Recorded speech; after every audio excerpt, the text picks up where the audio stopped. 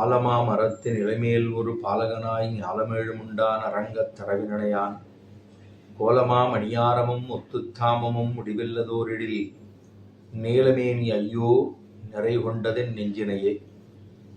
இது 9வது பாசுரம் அமரநாதிபிரானிலே.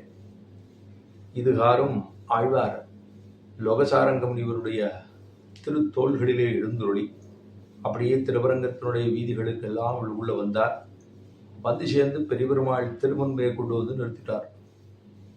அங்கே கொண்டு வந்து நிறுத்தினவன்ன தன்னுடைய கண்களை திறந்து அப்பதான் செவிக்கிறார். இதுகாரும் அவர் அனுபவித்தது அவயவ சோபை அப்படின்னு திருமேனி ஒவ்வொன்றா தனித்தனியாகத்தானும் அனுபவித்தார். இப்பொழுது சமுதாய சோபை என்று ஆபரண சேர்க்கை முழுக்க பெருமானுடைய திருமேனியை முழுக்க அனுபவிக்க ஆரம்பிக்கிறார். நெஞ்சினை கொள்ள கொண்டதே. இப்பேற்பட்ட பெருமாள் இவர். வடதள சயனமும் பெரிய பெருமாள் பக்கலிலே காணலாம். வடதள சயம், வடதள சயனம் அப்படின்னா அந்த வடம்னு சொல்லப்படுகிறதான இந்த ஆலமரத்தினுடைய தளிர்ல தானே பெருமாள் சாந்திட்டு இருக்கார். சிவிலிபுத்தூர்ல பெருமாளுக்கு வட மகாதாமம் அப்படின்னு பெரிய பெருமாளா சாணிச்சுட்டு இருக்காரோ இல்லையோ, அவர் அப்படிதான். இவர் என்ன சொல்றா, வடதள சயனமும் பெரிய பெருமாள் பக்கலிலே காணலாம். சின்ன குழந்தையா பெருமாள் சனிச்சுட்டு இருக்காராம். எதை சாப்பிட்டுனா, ஆலமா மரத்தின் இலை மேல் ஒரு பாலகனாய் அகடித கட சாமர்த்தியன், அகடித கடனா சாமர்த்தியம்னு சொல்லுவார்கள். அதாவது ஒவ்வாத ரெண்டு அதை சேர்க்கறது. கீழே பார்த்த முடியும். இப்போ பெருமாள் பெருசா இருக்கான் உலகம், அதை எல்லாத்தையும் சாப்பிட்டுட்டார். சாப்பிட்டுட்டு தான் எப்படி இருக்காருன்னா சின்னவனா இருக்கார். இந்த சின்னவனா இருக்கிறது எப்படி இருக்கான்னா, ஆலமாமரத்தின் இலை மேல் ஒரு பாலகன். இந்த ஆலமரத்தினுடைய அந்த பெரிய மரம், அந்த ஆலமரம்ங்கிறது பெருசா இருக்கும். ஆலமாமரத்தின் இலை மேல் அதுல இருக்கக்கூடிய இலையில சின்ன குழந்தையா படுத்துட்டு இருக்காரு. எப்போ பிரளயம் உலகத்தை எல்லாத்தையும் முழுங்கிட்டு தான் தன்னுடைய வயிற்றுக்குள்ளே அடக்குகிறான். பெருமாள் எல்லாத்தையும் சாப்பிட்டுட்டு பாலால் இழைத்து இன்ன பரமன் அப்படின்னு நாச்சியார் திருமொழியில பாஷனம் உண்டோ இல்லையோ, எல்லாத்தையும் உண்டு தன்னுடைய வயத்துக்குள்ளே அடக்கி கொண்டு சின்ன குழந்தையா போட்டார். அவர் எவ்வளவு சின்னவரா இருக்காருன்னா, யசோத இடுப்புல இருக்கக்கூடிய கைப்பிள்ளைய விட சின்னவரா இருக்காராம். அவர் ரொம்ப சின்னவரா இருக்கார். பாலமாமரத்தின் இலை மேல் ஒரு பாலகன், பாலகனாய். சரி, இந்த இந்த குழந்தை எதுக்காக இந்த மாதிரி பண்றார் அப்படின்னா, சின்ன குழந்தைகள்லாம் தனக்கு முன்னாடி இருக்கிற ஏதாவது வஸ்துக்கள்லாம் இருந்ததுன்னா எடுத்து வாயில கொண்டுரும். பெருமாள் பண்ணார், தனக்கு முன்னாடி இருந்த வஸ்து என்னன்னா இந்த பிரபஞ்சம்தான், எடுத்து வாயில கொண்டுட்டாராம். பாலமா மரத்தின் இலைமேல் ஒரு பாலகனாய். சரி, இவர் எங்கேயானும், ஏன்னா இவர் பெருமாள் நினைச்சுட்டே இருந்தார், இந்த பிரளய காலத்துல எங்கேயானு இவாள்லாம் தப்பி தவறி எங்கேயாவது விழுந்துட்டா என்ன பண்றது, இந்த உலகத்துல விழுந்துட்டா என்ன பண்றதுன்னா என்ன, பகவானுக்கு இந்த சம்சார சேதனர்கள் மேல இருக்கக்கூடிய அதாவது அவர்களெல்லாம் நல்லபடி கொண்டு போகணுமே அப்படிங்கிறதுக்காக பெருமாள் என்ன பண்ணாராம், அவர் தான் வயதுல வச்சுட்டார். அந்த வயத்துக்குள்ள இருக்கணும்னா, அந்த வயத்துக்குள்ள ஒண்ணு பண்ணாம இருக்கணும் இல்லையோ, அதுக்காக வெண்ணையை சாப்பிட்டாராம். அதுக்காக வெண்ணெய், ஏன்னா இது ஒரு மேல ஒரு கீழே ஒரு லேயர், மேல ஒரு லேயர், அதுக்குள்ள நடுவில் பார்த்தோம்னா இதெல்லாம் மாட்டிட்டு இருக்கு. அப்ப ஆலமாமரத்தின் இலைமேல் ஒரு பாலகனாய். பிரளயம் என்று சொல்லுவது அந்த முழுக்க பிரளயம், மகா பிரளயம். அதுதான் பிராகிருத பிரளயம் என்று சொல்லுகிறோம். முதல்ல நித்தியமான பிரளயம், நைமித்திக பிரளயம், ஆத்தியந்திக பிரளயம், அதுக்கப்புறம் பிராகிருத பிரளயம். இந்த பிரளயத்தின் போது பெருமாள் எல்லாத்தையும் சாப்பிட்டுட்டு தான் சயனித்து கொள்ளுகிறார். சயனித்து கொண்டா அவர் சின்ன இலையில படுத்துட்டு இருக்கார். சரி, அவருக்கு வேற ஒன்றும் கஷ்டம் ஒன்றும் இல்லை, எங்கேயாவது விழுந்துருவரோ அப்படின்னா விழமாட்டார். ஏன்னா ஆதிசேஷன்ல பெருமாள் சீப்பை கொடுத்து இருந்தாராம், இவாளெல்லாம் எப்படியாவது நம்ம ஜாகிரதையா ரட்சித்து கொடுக்கணும், அதுக்கப்புறம் திரும்ப உலகத்தை உமிழ்வோம் இல்லையோ, அப்ப எல்லாம் வந்து அவாவா அந்தந்த பிறவிகளை எடுத்துட்டு வந்துடுவா சிட்டி பண்ற போது.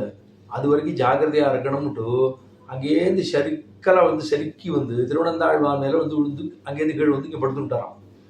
படுத்துனுட்டு பெருமாள் என்ன பண்றா, சம்சாரத்தில் இருக்கிறவா எல்லாரையும் திருப்தியா அழகா சிவகுண்டம் கொண்டு போகணும், அது வரைக்கும் நான் இங்கே தான் இருக்க போறேன் அப்படின்னு தானும் ஆலமாமரத்தின் இலைமேல் ஒரு பாலகனாய் விழுந்துருவரோன்னு பயம்னா விடமாட்டார். ஏன்னா ஆதிசேஷனுடைய அப்படியே அதுக்குள்ள அவர் ஆறுனா ஸ்ரீஸ்தனாபரணம் தேஜா ஸ்ரீரங்கே சயமாஸ்ரயா சிந்தாமணி விவோத்பாங்க முத்சங்கே அனந்த போகினா என்று அனந்தாழ்வான் மேலே தானும் பள்ளி கொண்டிருக்கிறான்.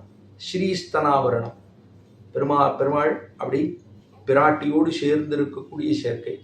ஸ்ரீஸ்தனாபரணம் தேஜா ஸ்ரீரங்கேஷயமாஸ்ரஹா சிந்தாமணி விவோத்பாங்க.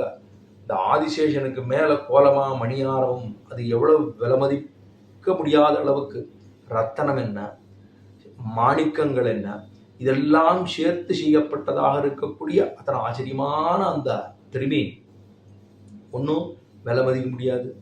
அதை வேறனோட ஒப்பு சொல்ல முடியாது.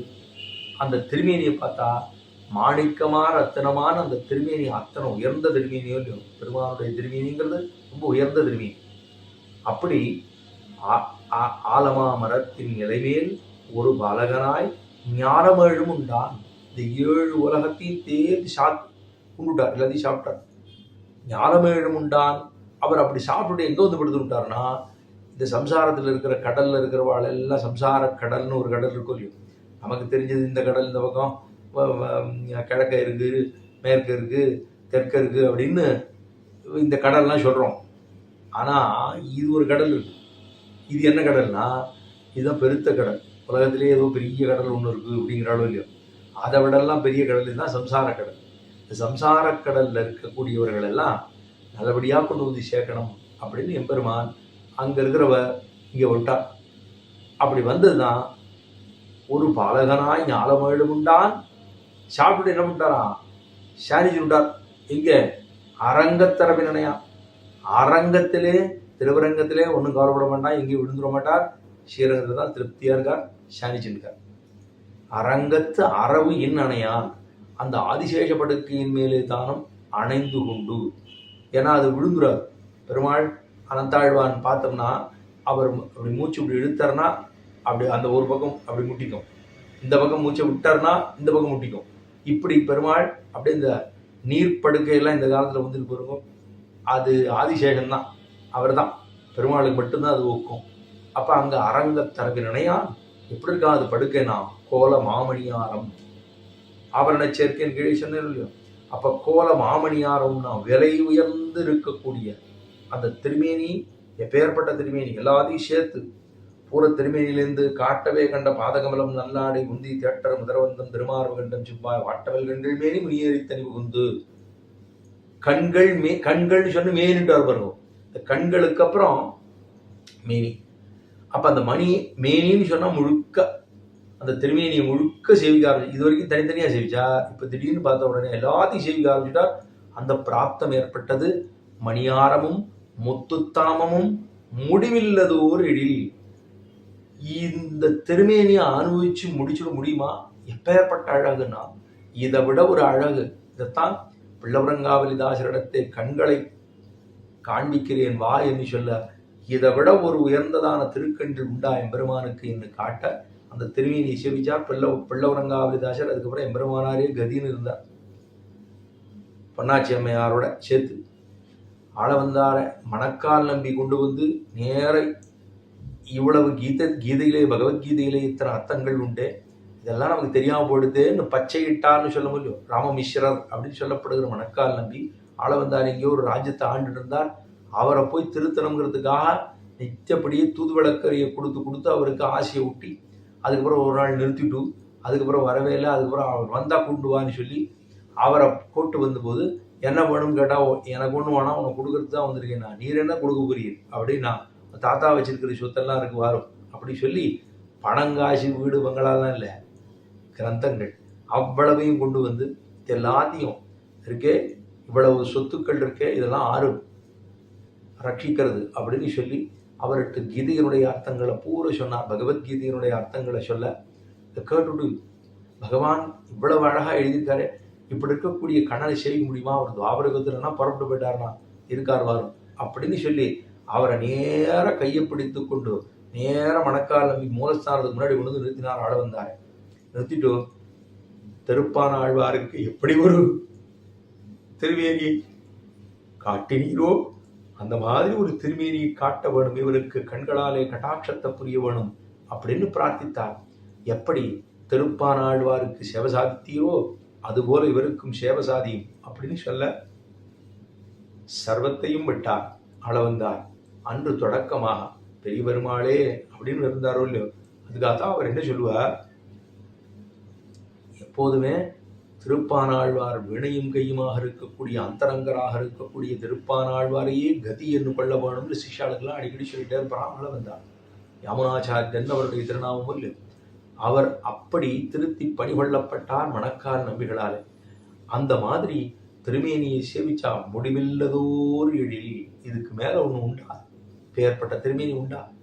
முடிவில்லை, முடிவில்லதோர் எழில். இந்த எழிலுக்கு முடிவு அப்படிங்கிறது சொல்ல முடியாது.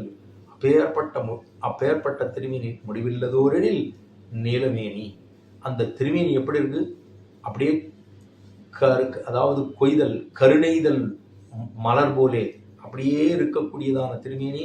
கணு கணு கணு கணு கணுன்னு அந்த திருமேனியை பார்த்தா நித்தியுவான்னு சாஸ்திரம் சொன்னதே, அது அப்படியே அவருடைய திருமேனியில் இன்னும் சேவிக்கலாம். மல்லாண்ட திண்டோடுன்னு ஆழ்வார் சொல்லி போந்தாரே, அந்த தோள்களை அங்கன்னோ சேவிக்கலாம். இந்த திருவடிதான் நம்ம ரட்சித்து கொடுக்க வேணும் அப்படின்னு பெருமாள் சாணிச்சுட்டே காமிக்கிறார். அவ்வளவு நான் தான் சர்வஸ்மாத் பரன், சர்வேஸ்வரன், நியந்தா, சர்வ வியாபகன் அப்படிங்கிறத இவ்வளவையும் காட்டக்கூடியவர் யாருன்னா பெரிய பெருமாள் தான். அந்த பெரிய பெருமாள் நீலமேனி ஐயோ நிறை கொண்டது என் நெஞ்சிலேயே, என்னுடைய நெஞ்சத்தை பூரா இதுவரைக்கும் ஒன்று ஒன்றா சேவிச்சு கொள்ள கொண்டுத்து, இப்போ திருமேனியை முழுக்க சேவிச்சு நான் பதறி போய் நிற்கிறேன், என்ன செய்யறதுன்னு அளவந்து போய் நிற்கிறோம், இனிமேல் என்ன செய்வது அப்படின்னு என்னையும் ஒரு பொருட்டாக மதித்து பெருமாளை நீ இவ்வளவையும் என் மேல கருணை காட்டுவதற்காக தேவரீர் இவ்வளவு திருமேனி முழுக்க நமக்கு சேவை சாதித்துத்தா. ஏன்னா இருள் தருமாய் ஆழத்தில் இருக்கக்கூடியவனோ நாங்கெல்லாம் இப்படி இருக்கிற போதும் கூட என்னையும் ஆட்படுத்தி என் ஒருவனுக்கு சேவை சாதிக்க வேணும்னு இத்தனை காரியம் செய்துதா அப்படின்னு ஆச்சரியப்படுகிறார்.